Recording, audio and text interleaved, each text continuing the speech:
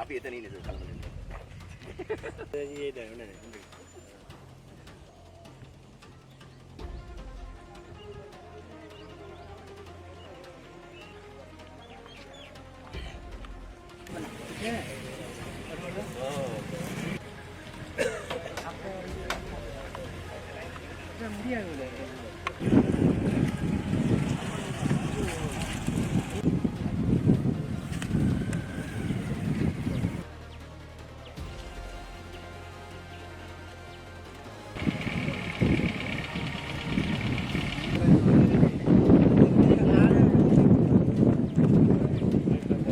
அப்பக்குடிச்சோடிலிருந்து வந்து வரும்போது பணம் குழாய் கிடக்க எடுக்க வந்தேன். அந்த பணம் குழாய் எடுக்க வரக்கில் இறங்கிட்டேன். பைக்கில் விட்டு இறங்கி பணம் குழாய் கிட்ட போகலை. அப்படி இறங்கி நிற்க கத்துனது சத்தம் கட்டு. அதுக்கு நான் மரத்தை திரும்பி பார்த்தேன். நீ மரத்தில் யாரும் தூங்குறாங்க சத்தம் கேட்க பார்த்து மரம் எனக்கு கொஞ்சம் பயமாகி கொடுக்க திரும்பி போயிட்டேன். திரும்பி போய் அந்த இடைக்கு போய் திரும்பி வந்தேன்.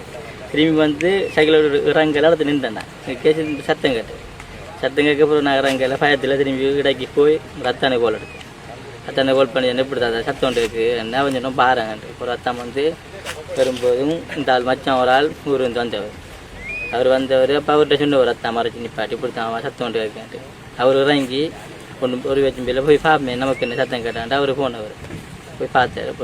போய் 2 பேரும் போய் பட்டி பார்த்துட்டு பயந்தாச்சு பார்க்க அப்புறம் இப்படி தான் நிற்காது கிட்ட காலடவுக்கு எவ்வளோ தான் தெரியுது கழுத்து எவ்வளோ தான் தெரியுது. அதுக்கு ஒன்றும் தெரியாது.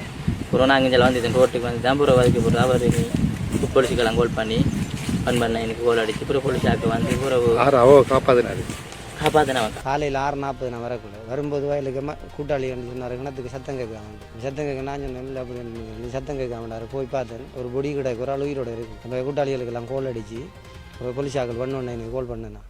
கோல் பண்ண அவங்க சொன்னாங்க வருதாமன்ட்டு அப்புறம் போலீஸ் வந்தவரை நாங்கள் தான் கயிறு போட்டு ஒரு ஆளை காப்பாற்றிக்கிட்டோம். வணக்கம், இது நான் மண்மணி தென்மேற்கு பிரதேச சபையினுடைய தவிசாளர். பிரதேசத்திலே மிகவும் ஒரு மோசமான ஒரு சம்பவம் நடைபெற்றிருக்கின்றது. கும்பல் ஒன்று, அதாவது மிகவும் மோசமான செயல்பாட்டிலே ஈடுபடுகின்ற ஒரு கும்பலினால் இது நடைபெற்றிருக்கின்றது. ஆகவே இந்த அரசாங்கம் நிச்சயமாக இதை உடனடியாக விசாரணை செய்து இப்படியான செயல்பாடுகளை உடனடியாக அவர்களுக்கு தண்டனை கொடுக்கப்பட வேண்டும். இந்த வெளிப்பிரதேசங்களிலே இருக்கின்றவர்களை கடத்தி கொண்டு இப்படியான ஒரு திட்டமிட்ட காரியங்களை செய்திருக்கின்றார்கள். ஆகவே உடனடியாக அவர்களுக்கான தண்டனையை மிக விரைவிலே இந்த அரசாங்கம் போலீசார் விசாரணை செய்து அவர்களுக்கான நீதி முன் நிறுத்தி தண்டனையை இவர்களுக்கு வழங்க வேண்டும் என கேட்டுக்கொள்கின்றேன்.